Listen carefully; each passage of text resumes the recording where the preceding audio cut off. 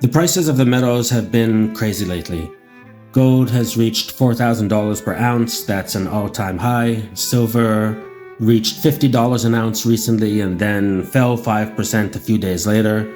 So the price of silver has been very volatile lately.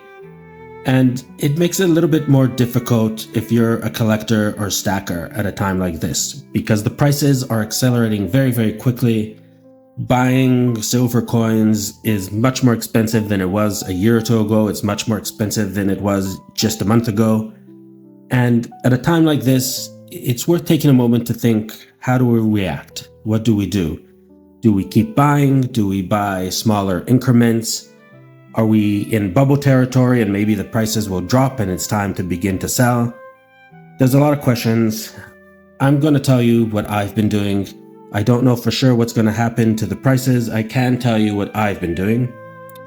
Personally, I'm still buying. I'm focusing it a little bit more on silver than on gold. I'm still buying gold, but I'm buying it in smaller sizes. I'm buying 10th ounces. I'm buying half ounces. And I'm trying to put more of my fiat currency into silver lately. I think silver is still undervalued.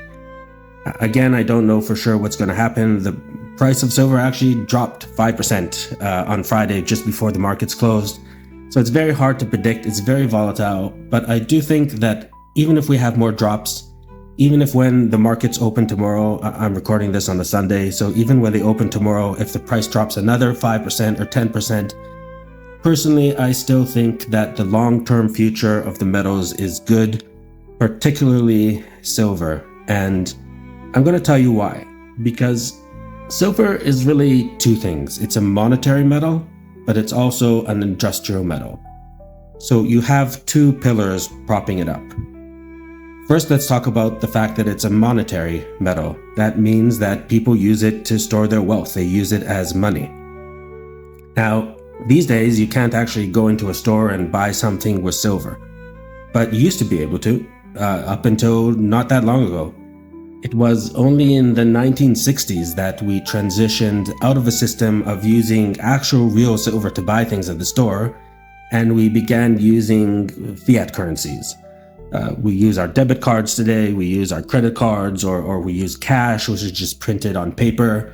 Some of us still use coins, which are made out of base metals, but pretty much nobody today uses actual money to buy things. You don't walk into a store with real gold and silver and buy something. But you see the remnants of that everywhere in this world. You see the history of using silver as money everywhere you look. Just look at Great Britain. Great Britain still calls its fiat currency a pound sterling. Now, what is the origin of that name? It literally means a pound of sterling silver.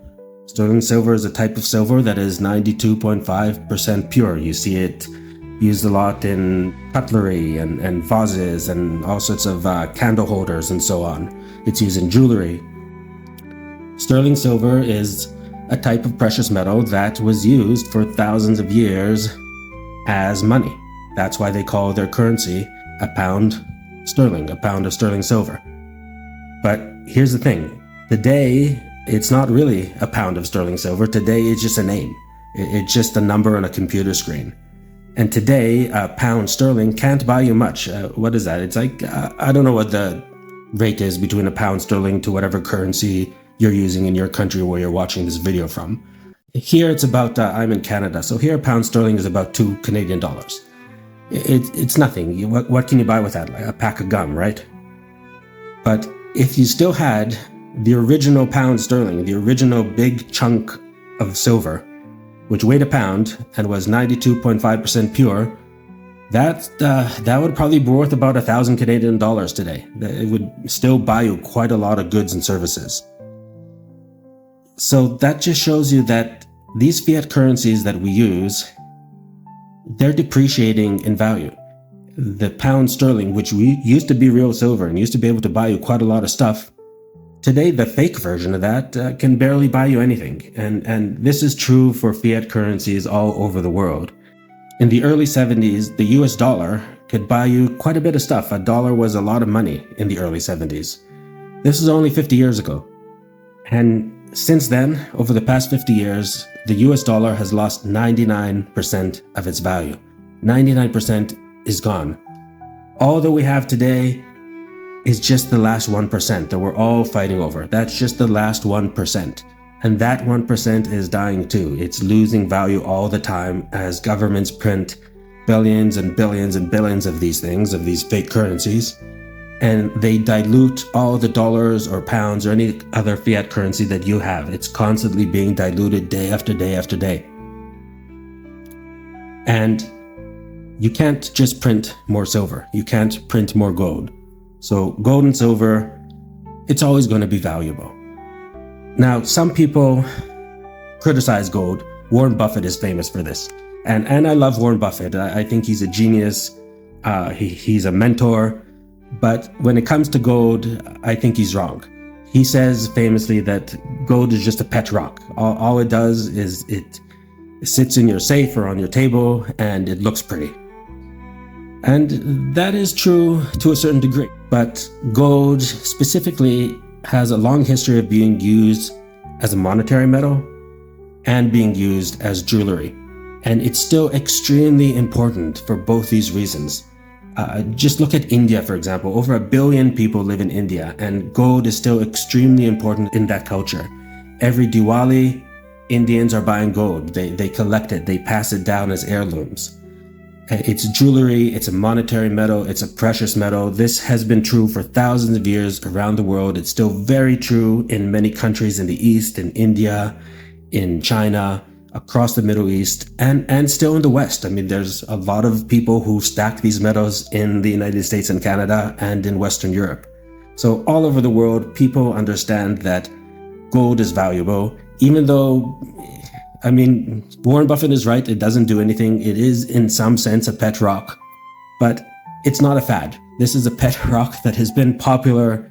I think the ancient Lydians began minting gold coins. Don't quote me on the exact date, but it was thousands of years ago. So we've been using these for a long time. They're not going away anytime soon. And even if you think that gold is just a pet rock and people just collect it because it's shiny and it looks pretty, it doesn't explain why you shouldn't buy silver, because silver is not only a monetary metal, it also has many industrial uses. About half the uses of silver are industrial. It's used in electronics, it's used in solar panels, in electric cars, in your phones.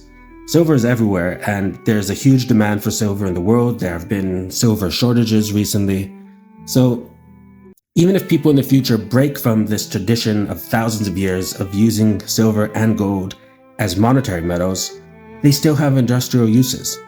And even gold has industrial uses. Gold has all sorts of properties that make it very important in industry. It doesn't tarnish, it doesn't decay, it doesn't corrode. You can stretch it very thin to the thinness of one atom and it's so strong. That's why historically it has had a lot of uses in industry, all sorts of industries. Lately, its industrial use has diminished a little bit. I think only about 10% of the use of gold in the world is industrial. But partly that's just because it's so expensive, not because it's not useful. It just costs too much. So these days, if you go to the dentist and you need a new tooth, they're not going to make it out of gold because it's going to cost you too much money. So they make it out of a different material. That doesn't mean gold is not useful. It just means that it's very, very expensive and valuable lately. And the fact that the price is so high means that people are bidding on it. People are bidding the price up and up. It's not just going high for no reason. It's still very much in demand. It's still very rare. And the price is going up because of this demand, but it's also going up just because fiat currencies are diluting. So it's going up in nominal terms as well as in real terms. I don't know what's going to happen in the future. I know that at some point, these fiat systems are going to collapse entirely. If they've already lost 99% of their value and we only have that 1% left, that 1%, it's only a matter of time before they collapse. And then we'll have to switch to something else. What will it be? I don't know. It might be a different fiat currency. It might be some form of digital currency. It might be Bitcoin. I don't know what it's going to be. It's not going to be fiat currencies. These aren't going to be around forever, not the ones that we currently have right now. They have failed. This is game over for fiat currencies. So I don't know what's going to happen when they lose that last 1% of their value. But I know that no matter what new system we switch to, the gold and silver are still going to be valuable. Because I'm not seeing any signs that anywhere in the world people are saying, hey, these are only pet rocks, we're not going to buy them. I think that a few people say that, like Warren Buffett, but most people agree that these are important metals to own and they will preserve your wealth. And I learned something very interesting recently. I learned that in quite a few languages, the word for money is the same word as silver. Literally, it is the same word in multiple languages, silver and money. So in a lot of languages, you say, instead of saying, I've saved some money this month, you will say, I saved some silver. Instead of asking, hey, how much money do you make? You ask, how much silver do you make? Silver and money is the same word. I made a list of these languages, of some of them at least. The languages that I found where silver and money are the same word is Spanish, Portuguese, French, Hebrew, Arabic, Swahili, Indonesian, Ancient Greek, and Latin. Those are the ones that I found. There might be more. Even if that's all that there is, that's still hundreds of millions of people, maybe over 1 billion people, who use the word money and silver interchangeably. So silver is money. It's real money. It's better money than fiat currency. And I also think that silver is just fun. I think that it looks pretty, it's shiny, it's neat to collect. It can be a monetary metal, it can be an investment. I also think that it could just be a fun thing to have in your stack or in your collection, and you can almost treat it as a hobby in a sense, a hobby and an investment at the same time. I really think that it's a bit of both. And I'm going to show you some silver that I picked up recently. Actually, everything you see here on the table today, this is all stuff that I bought within the past month or two. You can see that these golden coins that I bought, these are small. This is 1/10 of an ounce from the Royal British Mint. This is 1/4 ounce from the Canadian Mint. Now, I still remember years ago, this is a long time ago, I used to be able to buy full 1 ounce golden coins. They're so expensive lately that I haven't been buying them. When it comes to gold, that's why I'm just buying smaller pieces right now. This one, this 1/10 of an ounce, costs me today about as much as a full ounce used to. That's how much the price of these have gone up. So I'm still buying gold, I just have to go smaller. When it comes to silver, we haven't seen that huge run up yet, though silver prices have doubled over the past year or two, so silver is getting more expensive as well. I recently picked up these 2 pieces. Each of these is 1 ounce of Canadian silver from the Royal Mint. These are maple leafs. Even if you don't live in Canada, the silver maple leaf is well known all around the world. Those are great coins. If you live in the United States or Europe, wherever you are, this is a beautiful coin. I really love the maple leaf silver coin. They're about twice as expensive as they used to be. Still a good buy. I'm still buying them. I think that the price still has room to grow. Keep in mind that last Friday the price dropped 5%, so it's a rocky ride. You know, it can drop another 50%. I have no idea. Short term, I don't know what's going to happen to the price. Long term, silver is money. I'm still buying it. And as I said, silver is also fun, so I'm going to show you some fun coins that I picked up as well. First, I'm going to show you this coin. This is a coin from 2017. It's a British coin, and it has a griffin on it. I hope that you can see it on the camera. I might have to add a photo of it to the video, but you can see a griffin on the coin. You also can notice that there's a bit of tarnishing here. That's because I bought this coin secondhand. I bought it from someone who was selling it. Usually, for my own silver, I store them very carefully. I keep them in a dry place. I make sure that they're not exposed to any moisture because I want to keep them looking good. This one has a slight tarnish, but I find that it doesn't really bother me. It still looks like a beautiful coin. That's that. This is a 2-ounce coin of silver. I ordered this not long ago. It was only 5% over spot, so I thought that was a good deal. I paid 5% over spot for silver. I think that's a bargain. Pick that one up. I'm going to show you another piece that I recently got. This is a Canadian coin with a very interesting design on it.